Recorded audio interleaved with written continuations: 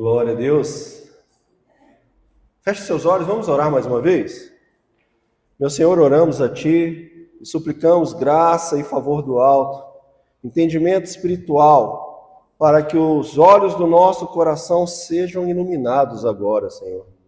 Pedimos que o Espírito de sabedoria e de revelação da parte do Senhor nos conceda entendimento da Tua palavra. Nós oramos por um ambiente de graça, de unção, de manifestação da Tua presença e que nossos corações sejam tocados essa noite de forma sobrenatural pelo Teu Santo Espírito, Senhor. Desde já lhe rendemos glória, honra, louvor, pela certeza daquilo que o Senhor fará em nosso meio, em nome de Jesus Cristo. Amém. Amém. Para os irmãos que têm o hábito de anotar, o título desse sermão é Servindo de Boa Vontade, mesmo diante dos problemas. Vamos repetir? Servindo de boa vontade,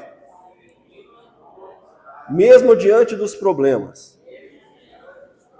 E a referência bíblica principal está no primeiro livro de Samuel, capítulo 23. Nós vamos ler do versículo 1 ao 14. Eu convido os irmãos para estarem abrindo sua Bíblia agora. No livro de 1 Samuel, capítulo 14. Não, perdão, capítulo 23. Do 1 ao 14.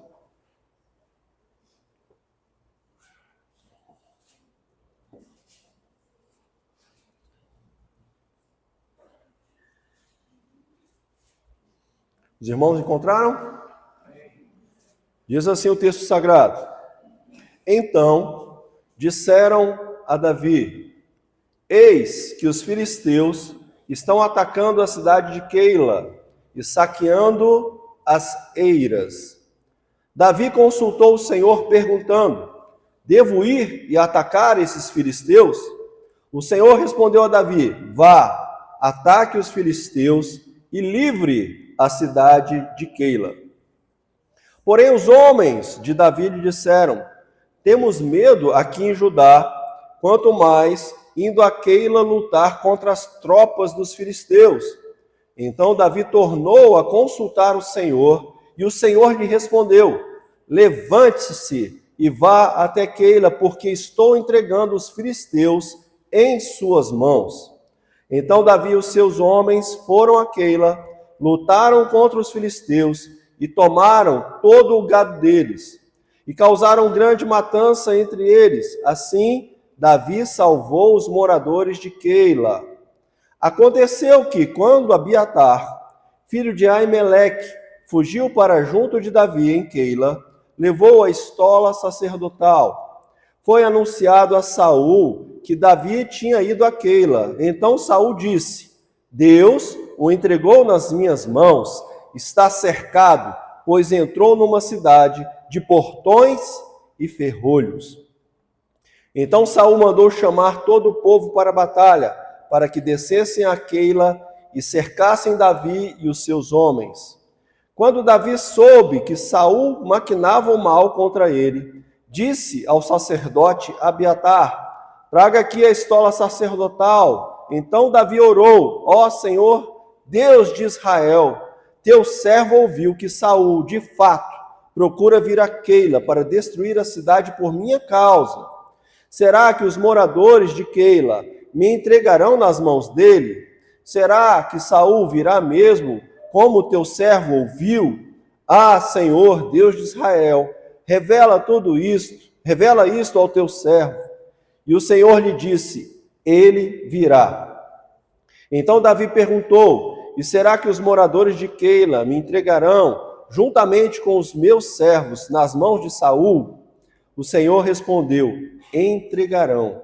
Então Davi e os seus homens, que eram os 600, saíram de Keila e se foram sem rumo certo. Quando foi anunciado a Saul que Davi tinha fugido de Keila, deixou de persegui-lo. Davi permaneceu no deserto, nos lugares seguros, e ficou na região montanhosa do deserto de Zif. Saul buscava-o todos os dias, porém Deus não o entregou nas suas mãos.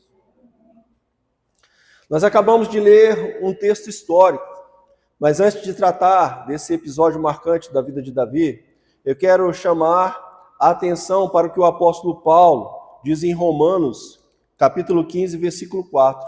Está escrito assim: pois tudo o que no passado foi escrito, para o nosso ensino foi escrito, a fim de que, pela paciência e pela consolação das Escrituras, tenhamos esperança. Escrevendo aos cristãos de Corinto, ao narrar alguns acontecimentos passados do povo de Israel, o apóstolo Paulo disse: estas coisas aconteceram com eles para servir de exemplo e foram escritas como advertência a nós, para quem o fim dos tempos tem chegado. 1 Coríntios 10, versículo 11. Então, tudo o que está escrito tem proveito para o nosso ensino. Tudo o que aconteceu com aquele povo, nós podemos tirar exemplos e extrair ensinamentos para as nossas vidas hoje em dia. Então, eu quero encorajar os irmãos a prestarem atenção nesse texto, não somente no seu contexto histórico, mas dentro da perspectiva do que Deus quer nos ensinar essa noite. Se está escrito na palavra de Deus, para o nosso ensino foi escrito. E se para o nosso ensino foi escrito, devemos procurar saber qual é a lição que Deus quer nos ensinar essa noite. Amém? Então vamos tentar entender um pouco do contexto da história, a fim de que nós tenhamos uma pequena noção do problema pessoal. Repita comigo, por favor. Problema pessoal que Davi estava enfrentando. Ok. Davi se tornou o grande herói de Israel depois de matar Golias. Tempos depois, Saul nomeia Davi como um dos principais líderes do seu exército. Com o tempo, Davi começa a ser cada vez mais vitorioso nas batalhas e passa a ser mais admirado que Saul, caindo na graça do povo. Não bastasse a popularidade de Davi entre o povo, muitos reconheciam que a unção do Espírito Santo do Senhor estava sobre ele, ao ponto de o próprio filho de Saul, príncipe Jonatas, reconhecer isso e fazer uma aliança com Davi. E a fama de Davi foi tomando proporções que resultaram num misto de ciúmes, insegurança e ódio do rei Saul, que, sentindo que o seu reinado estava ameaçado, decidiu matar o herói do povo. Ameaçado pelo rei, Davi fugiu, estava longe de casa, desamparado. Davi estava no meio de uma situação que a gente pode descrever como, no mínimo, problemática. Afinal de contas, a autoridade máxima de Israel, junto com o seu exército, estava caçando Davi todos os dias para matá-lo. É um probleminha ou não é? É um problemão. Embora já tivesse sido escolhido por Deus e ungido pelo profeta Samuel, Davi nunca havia enfrentado um problema comparado ao que ele estava passando naquele momento. Na angústia de preservar sua vida, Davi se refugiou por um certo tempo na caverna de Adulão. Segundo 1 Samuel capítulo 22, versículo 2, enquanto estava se refugiando na caverna, ajuntaram-se a ele todos os homens que estavam em dificuldades, os que tinham dívidas e todos os amargurados de espírito, e Davi se tornou o chefe deles. E havia com ele uns 400 homens. Olha só, no começo, quando Davi estava se refugiando, estava se escondendo de Saul, pessoas amarguradas de espírito, pessoas endividadas, pessoas em dificuldades, se uniram a Davi, e Davi passou a ser o chefe deles. No começo tinham 400. De início a Bíblia fala que Davi se tornou o líder de 400 homens. Mas já no versículo 13 do capítulo 23, que nós acabamos de ler, está escrito que Davi e os seus homens, que eram uns 600, já eram 600, saíram de Queira e se foram sem rumo certo. Ou seja, o número de seguidores de Davi estava aumentando exponencialmente. E dentro daquela perspectiva de que o texto foi escrito para o nosso ensino, Quais são as lições que nós podemos extrair de todo esse contexto bíblico? A primeira lição que podemos extrair é que ter nossos problemas pessoais não nos impede de servir ao próximo de boa vontade. Vamos repetir essa frase? Ter nossos problemas pessoais não nos impede de servir ao próximo de boa vontade. O texto diz que uniram-se a Davi homens que estavam em dificuldades, os que tinham dívidas e todos os amargurados de espírito. Em outras palavras, eram pessoas com muitos problemas pessoais. Eram pessoas que tinham seus problemas também. Davi estava fugindo dos seus problemas pessoais, mas foram exatamente problemas pessoais que levaram todos esses homens a procurar Davi. E o texto de 1 Samuel 23, nos revela que Davi tomou conhecimento de que os filisteus estavam atacando a cidade de Keila e roubando o trigo que havia sido colhido recentemente. E Davi, que já tinha seus problemas pessoais fugindo do rei, fugindo do exército do rei, consulta o Senhor se deveria acudir os moradores daquela cidade onde ele havia encontrado refúgio. Ele já estava cheio de problemas, cercado de gente cheia de problemas. E aí vem um povo passando por problemas. E o que ele faz? Pega os problemas pessoais dele, dobra, põe no bolso e fala: Senhor, o que eu tenho que fazer para ajudar aquele povo? Devo ir? E o Senhor fala: vai. Davi podia simplesmente seguir o seu caminho para outro lugar. Não foi isso que ele fez? Pegou os seus homens e fugiu, sem rumo certo. Mas não sem antes ajudar aqueles que estavam passando em dificuldade. Ele podia partir para outro lugar com o seu bando, continuar se escondendo do exército que estava a serviço do rei Saul, mas a reação dele foi de proatividade, de tentar ajudar de alguma forma, mesmo que isso lhe custasse a própria vida. Ele estava enfrentando, irmãos, o exército dos filisteus, não era qualquer exército.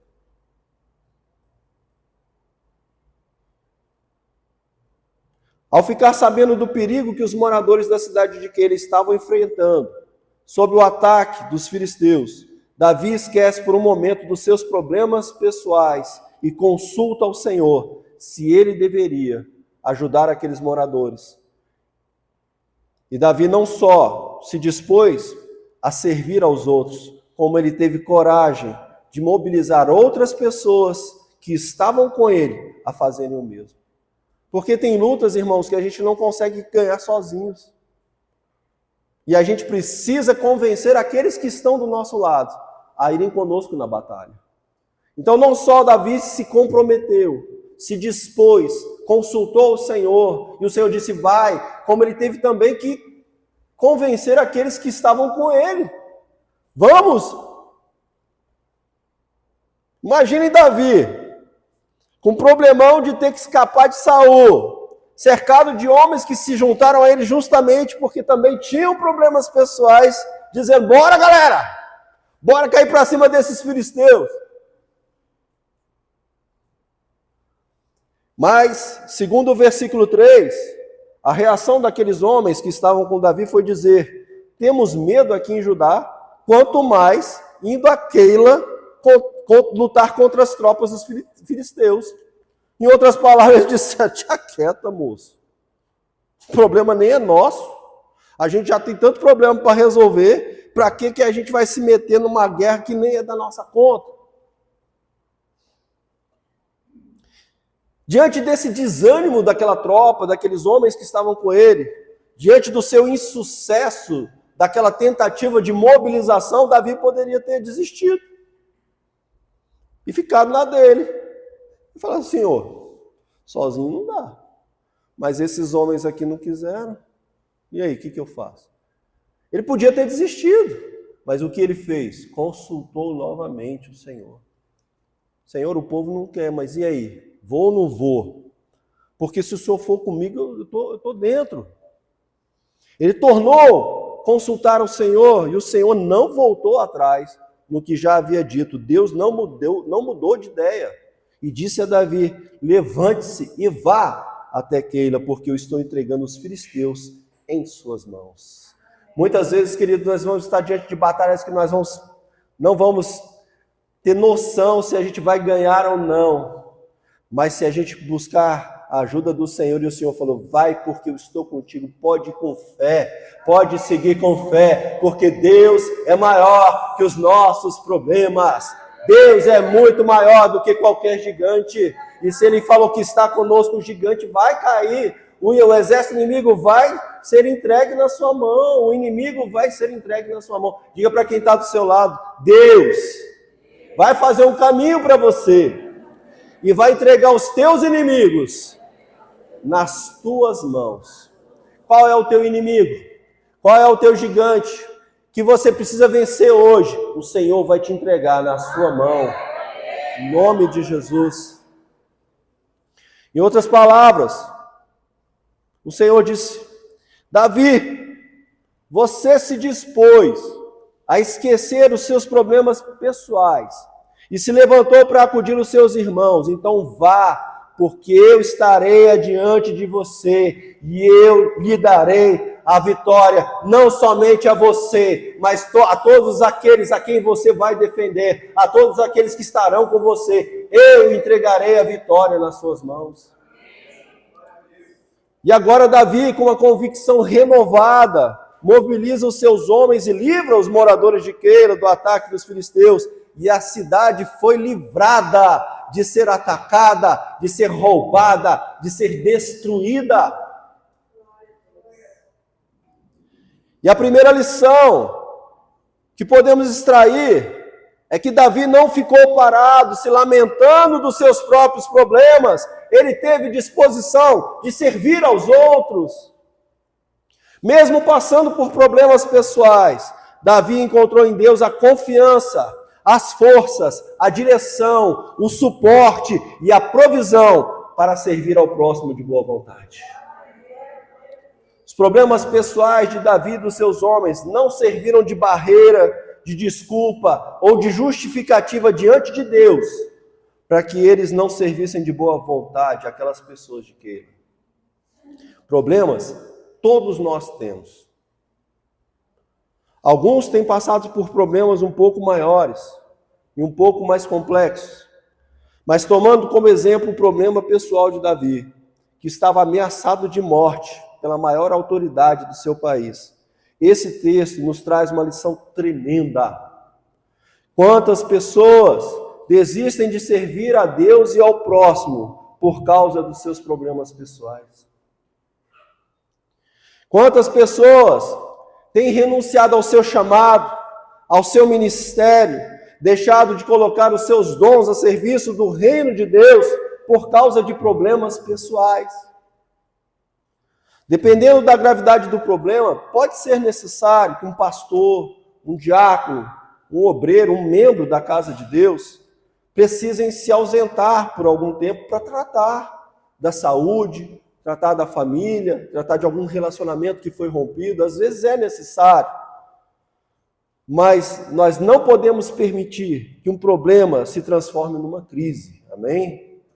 Os problemas não podem nos impedir de servir ao próximo. Então, a primeira lição que nós aprendemos essa noite com esse texto é que ter nossos problemas pessoais não nos impede de servir ao próximo de boa vontade. Amém?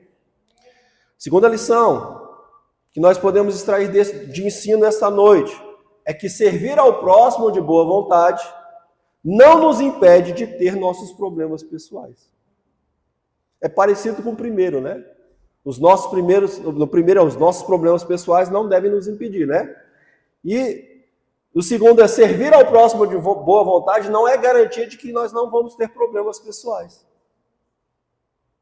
Repita comigo, por favor. Servir ao próximo de boa vontade não nos impede de ter os nossos problemas pessoais. salvo em situações muito específicas, nós não temos nenhuma orientação bíblica que justifique o desânimo diante de problemas ao ponto de não servirmos a Deus e ao próximo. As orientações bíblicas mostram justamente o contrário. O texto de Atos, capítulo 8, versículo 1, diz que no mesmo dia da morte de Estevão, naquela morte que o apóstolo Paulo consentiu, não era apóstolo ainda, né? Era somente Saulo. O texto sagrado diz que naquele mesmo dia, a igreja de Jerusalém começou a sofrer uma grande perseguição. Repita comigo. A igreja começou a sofrer uma grande perseguição. Porém, agora continuação. Porém, não precisa repetir mais, tá bom? Já não precisa mais repetir. Estou só continuando agora. Porém, mesmo aqueles que tinham sido espalhados anunciavam o evangelho por toda parte. Atos 8, versículo 4. Os seguidores de Cristo foram dispersos para todo lado, começaram a ser perseguidos. A turma teve que correr para se salvar. A situação estava tensa, pois eles estavam sendo ameaçados de morte. Mas a palavra de Deus diz que enquanto eles fugiam da perseguição, enquanto eles estavam ali sofrendo esse problemão, por onde passavam, eles pregavam o evangelho com ousadia. Então, à luz das Escrituras, nós percebemos um Deus que não vai esperar tudo ser resolvido na minha e na sua vida, para então nos convocar para trabalhar em favor do seu reino. Deus não vai esperar você resolver seu problema. Deus não vai esperar eu resolver meus problemas para me chamar, para fazer a sua obra, para servir ao próximo de boa vontade. Mas, pastor, o senhor está querendo dizer que eu não vou vencer os meus problemas? Meu irmão, claro que com fé, e com a ajuda de Deus, e com a ajuda dos irmãos, todos nós somos capazes de vencer os nossos problemas. Mas problemas vêm e vão. Eles vêm e vão. A gente acaba de resolver um problema hoje, já tem outro querendo entrar na fila amanhã. Então não dá para ficar esperando resolver tudo. Deus precisa de nós. Nós somos boca de Deus aqui na terra. Nós somos amor de Deus aqui na terra. Nós somos os servos de Deus aqui na terra. Nós somos a mão de Deus aqui na terra. A gente vence um problema hoje. Amanhã tem outro querendo entrar na fila, mas o que nós temos que entender é que os problemas que estamos enfrentando ou que ainda vamos enfrentar não podem nos paralisar. Na sua carta aos Gálatas, o apóstolo Paulo, agora já apóstolo, escreveu: e vocês sabem que eu lhes preguei o evangelho a primeira vez por causa de uma enfermidade física. E por mais que a minha enfermidade na carne lhes tenha sido uma provação, vocês não me trataram com desprezo nem desgosto, pelo contrário, me receberam como anjo de Deus, como o próprio Cristo Jesus. Gálatas capítulo 4, versículos 13 e 14. Versículos 13 e 14. A carta diz que a primeira vez que Paulo pregou o evangelho àqueles irmãos foi por causa de uma enfermidade física. Ao que parece, a Galácia não estava na rota daquela viagem missionária. Mas enquanto o apóstolo Paulo teve que interromper aquela viagem para tratar da sua saúde, percebeu que enquanto ele teria que estar ali, ele podia pregar o evangelho e servir aquelas pessoas, pregando o evangelho de Cristo, mostrando o amor de Deus à humanidade. Na semana passada, o pastor Hamilton Borges compartilhou conosco uma reflexão do texto do capítulo 16 do livro de Atos, no qual nós pudemos perceber que Paulo e Silas, depois de pregar o evangelho em Filipos, foram perseguidos, açoitados com varas, falsamente acusados e presos.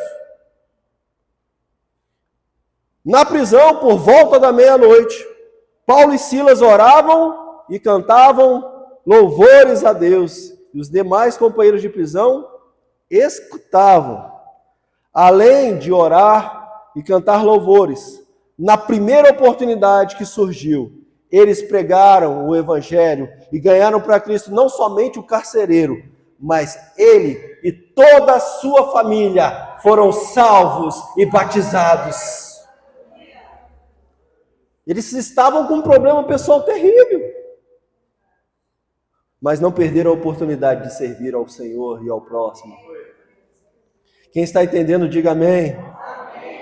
Então, a segunda lição que podemos extrair do ensino dessa noite é que servir ao Senhor não nos impede de ter problemas pessoais, mas que os nossos problemas não podem nos paralisar e não servem de justificativa diante de Deus para deixar de servir ao próximo de boa vontade.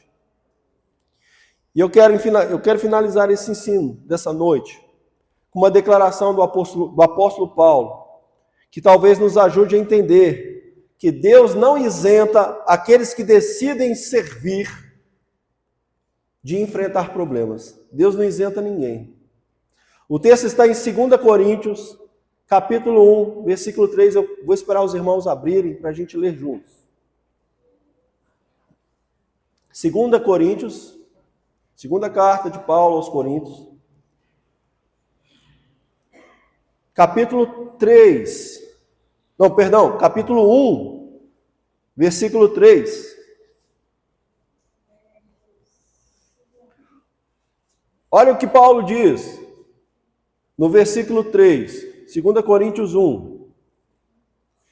Bendito seja o Deus e Pai de nosso Senhor Jesus Cristo, o Pai de misericórdias e Deus de toda consolação.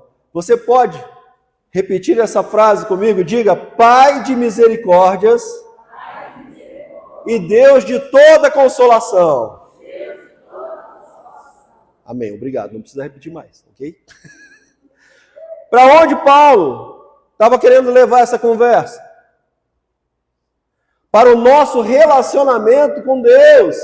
Tanto que no versículo 4, ele continua dizendo assim: é Ele que nos consola em toda a nossa tribulação. Vamos repetir? É Ele que nos consola em toda a nossa tribulação, para que, pela consolação que nós mesmos recebemos de Deus, possamos consolar os que estiverem em qualquer espécie de tribulação. É Ele, o Pai de misericórdias, o Deus de toda consolação, que nos consola em toda a nossa tribulação. Então, uma coisa que eu e vocês podemos ter certeza, em primeiro lugar, é que nós vamos ter problemas. Mas em segundo, nós temos um Deus que nos consola, nos ajuda e nos fortalece em meio aos problemas. Paulo termina o versículo 4 dizendo que pela consolação que nós mesmos recebemos de Deus, possamos consolar os que estiverem em qualquer espécie de tribulação. Uma das razões pelas quais Deus não vai isentar quem o serve de enfrentar problemas é porque justamente a consolação sobrenatural recebida de Deus, que nos garante a capacidade de não somente vencer os nossos próprios problemas, mas também ajudar e consolar aqueles que estão passando por todo tipo de tribulação. Quem entendeu, diga amém. Amém. Quantos podem dar um glória a Deus por isso? Então feche seus olhos, repete comigo essa oração. Senhor, eu quero te pedir perdão por tantas vezes que eu pensei em desistir. Eu quero te pedir perdão por tantas vezes que eu pensei em desistir de servir ao Senhor, de servir ao teu reino, de servir à tua igreja e de servir ao próximo. Senhor, dá-me firmeza de fé e de espírito para enfrentar os meus problemas pessoais e não deixar que eles me abalem, me paralisem ou me impeçam de servir de boa vontade a ti e ao próximo. Bendito sejas, Senhor Deus e Pai de nosso Senhor Jesus Cristo, Pai de misericórdias e Deus de toda consolação. Por favor, Senhor, venha consolar todos aqueles que estejam abatidos. Pai de amor e de misericórdias, derrama sobre nós uma unção celestial, renovando em nossos corações e em nossas mentes uma fé inabalável e uma nova disposição para te servir. Nós oramos e te pedimos por forças sobrenaturais. Estende a tua mão e manifesta sobre nós o teu favor. Nós te pedimos e te agradecemos, em nome do teu Filho amado, Jesus Cristo. Amém. Glória a Deus. Aleluias. Glória a Deus. Meus irmãos, que nós tenhamos esse entendimento essa noite. Que o Senhor espera que nós não usemos nossos problemas como desculpa para deixar de fazer a obra, para deixar de abençoar o próximo, para deixar de fazer uma visita a quem está enfermo, para deixar de mandar uma mensagem de encorajamento, mesmo quando estivermos abatidos. Nós podemos encorajar alguém com a palavra de Deus. Nós podemos mandar uma mensagem e falar: você não está só, o Senhor está contigo. Você não está só, eu estou orando por você, eu estou na brecha, eu estou com problemas, mas eu não vou deixar que isso me paralise, eu não vou deixar que isso me faça desistir de abençoar você. Que o Senhor te abençoe, que o Senhor resplandeça o seu rosto sobre ti e tenha misericórdia de ti. Quando você estiver pronto a desistir, lembre, o Senhor está pronto para pegar na tua mão, te levantar, te ajudar, te encorajar, te consolar, em nome de Jesus. Quando estou pronto a desistir, pensando que cheguei ao fim, a tua mão me sustenta, a tua voz me dizendo: não temas, meu filho, não temas, não temas, meu filho. Mais uma vez, quando estou pronto a desistir, pensando que cheguei ao fim, a tua mão me sustenta, a tua voz me orienta, dizendo: não temas, meu filho, não temas, não temas, meu filho, não temas. Olha o que o Senhor te diz: eu te levanto, eu te ajudo, te fortaleço, meu filho, não tem. Se coloque de pé e comece a adorar ao Senhor. Eu te levanto, Ele te levanta, eu te fortaleço, meu filho. Cante essa canção mais uma vez. Quando estou pronto, estou pronto.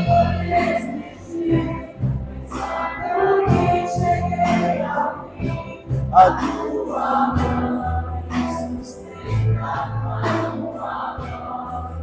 Ele te diz essa noite: não temas, meu filho, não temas,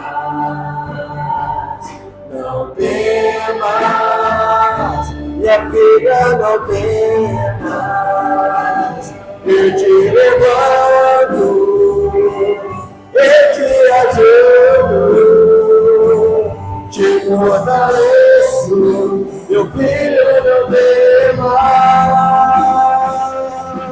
eu te levanto, eu te ajudo, te fortaleço, eu te levanto, eu te ajudo, te levanto, te ajudo, fortaleço,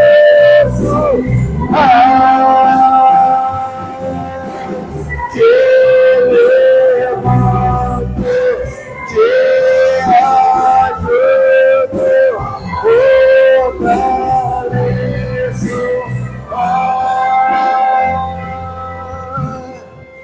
Eu não posso encerrar esse sermão, essa lição dessa noite, sem te dar a oportunidade. Você que está passando por um problema, que você, quando encara esse problema, acha que ele é maior que você. E é claro que ele é maior que você. Davi era muitos metros maior do que Davi. Golias era muitos metros maior do que Davi. Mas o medo não paralisou Davi. Porque ele sabia que havia um Deus que estava com ele naquela batalha. E ele te falou: quem és tu, Golias? E ele falou para aquele gigante: quem és tu para confrontar, para afrontar o exército do Deus vivo? Deus é vivo e Ele está no meio de nós. E Ele está pronto para te ajudar. Mas talvez você pense que o seu problema é muito maior do que as suas forças. E você precisa renovar as suas forças no Senhor, a sua fé no Senhor essa noite. Por isso, você que está passando por um problema que parece que está maior do que as suas forças, eu quero te convidar a vir aqui à frente. Os pastores, os diáconos, obreiros, vão ministrar sobre a sua vida uma palavra de fé, uma palavra de coragem, e vão profetizar sobre a sua vida. A vitória está chegando, porque o Senhor te levanta, o Senhor te ajuda. Não importa qual é o seu gigante, seja na área da saúde, seja na área das finanças, seja na área do relacionamento, não importa o seu gigante, ele cairá diante da poderosa mão de Deus sobre a tua vida. Se você puder se humilhar diante da poderosa mão de Deus, não diante de altar ou diante de pastor, mas se você puder se ajoelhar diante da presença do Senhor. Se você puder se ajoelhar, se não puder, não tem problema ficar de pé. Enquanto nós cantamos essa canção, os pastores, diáconos e obreiros vão estar. Queridos, é para liberar palavras de vitória. Gigantes cairão essa noite. Correntes serão despedaçadas essa noite. Enfermidades cessarão essa noite. No poder e na autoridade. No nome de Jesus Cristo. Comece a liberar palavras de fé sobre a vida desses irmãos agora. Enquanto isso, nós vamos estar cantando essa canção, Senhor. Quando estou pronto a desistir. Quando estou pronto a desistir, pensando que cheguei ao fim, a tua mão me sustenta. Não temas! Não temas! Não temas, meu filho! Não temas, minha filha! Não temas! Quando estou pronto! Quando estou pronto! Se vocês quiserem descer, pode descer. Se vocês precisarem descer, pode descer. Se quiser descer, pode descer, tá? Se você precisar, pode descer. Dizendo, não temas, meu filho, não temas, não temas, meu filho, não temas, eu te levanto, eu te ajudo, te fortaleço,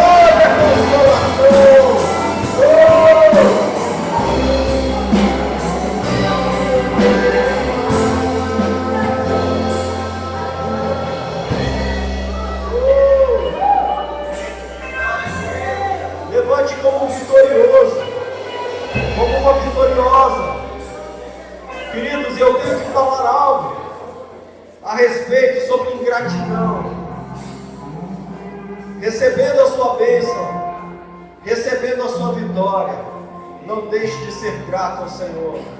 Ah, pastor, como é que eu posso agradecer a Deus? Faça uma oferta de ação de graças. Ah, pastor, como é que eu posso agradecer a Deus? Saia louvando e engrandecendo o nome do Senhor, falando: o Senhor é poderoso, Ele me ajudou. Saia proclamando o Evangelho com ousadia, com autoridade. Ah, pastor, como é que eu posso agradecer a Deus? Vem aqui dar o seu testemunho, porque Ele fortalece aqueles que estão ouvindo, fortalece a fé daqueles que vão estar ouvindo o que Deus fez na sua vida. Em nome de Jesus, volte como vitorioso para o seu lugar. Você é vitorioso em Cristo Jesus. Amém.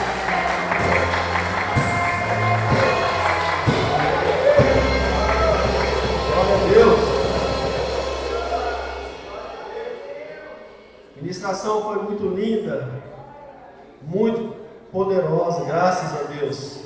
Mas o sermão não é sermão se não tiver também um momento de dar a oportunidade de você que ainda não confessou Jesus Cristo como Senhor e Salvador publicamente. Ah, pastor, no meu coração eu já decidi. Mas se você não fez isso publicamente, eu quero te dar a oportunidade de fazer isso agora. Mas por que tem que ser publicamente? Porque a palavra de Deus fala que nós temos que fazer isso publicamente. Por quê? Precisa de testemunho, irmãos. Tudo que está na palavra de Deus, para ser validado, precisa de testemunho. Precisa de testemunha. A palavra de uma pessoa só tinha validade se tivesse duas testemunhas. E olha só, graças a Deus tem mais de 2 pessoas aqui. Por isso que onde 2 ou mais estão reunidos, o nome do Senhor se faz presente. Por isso que tem que ser público. Porque não adianta só ser no coração. E se você ainda não teve a oportunidade de confessar Jesus como Senhor da sua vida publicamente e deseja fazer isso agora, vem até aqui à frente, eu vou orar junto com você.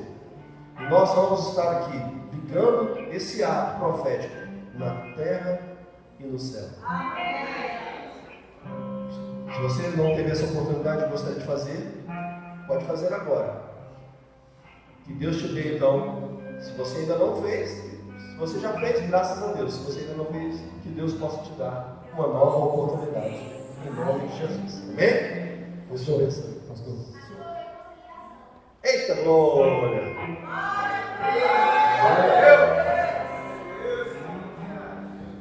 É coragem, meu irmão. Tem que ter coragem para vir aqui na frente, não é? Deus não chama medrosos, medrosas. Que conciliação aqui. Você já estava pronto a desistir, pensando que tinha chegado ao fim, mas o Senhor sempre nos dá uma nova oportunidade, né?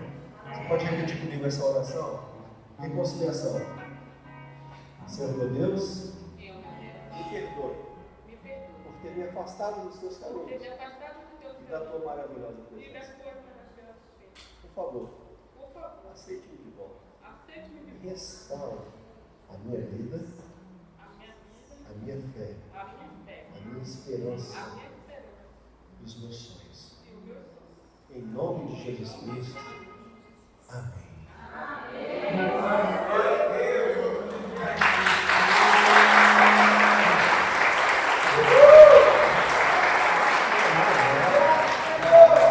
As palmas foram para Deus. Para Ele pode ser mais forte que isso. Vocês aplaudiram a mim? A ela? Então vamos aplaudir o Senhor com força.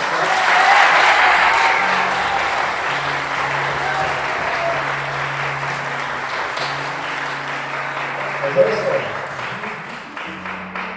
a irmã teve coragem de vir aqui à frente, encarou a vergonha dela, se humilhou diante de Deus, e ela precisa ser acolhida por nós agora.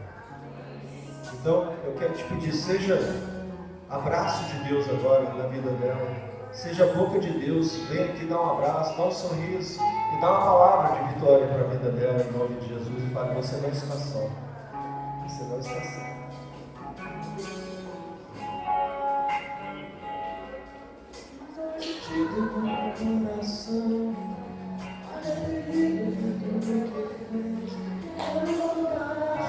Mas só meia dúzia de mulheres que vão. Cadê as outras mulheres da igreja aqui? Cadê as restantes mulheres?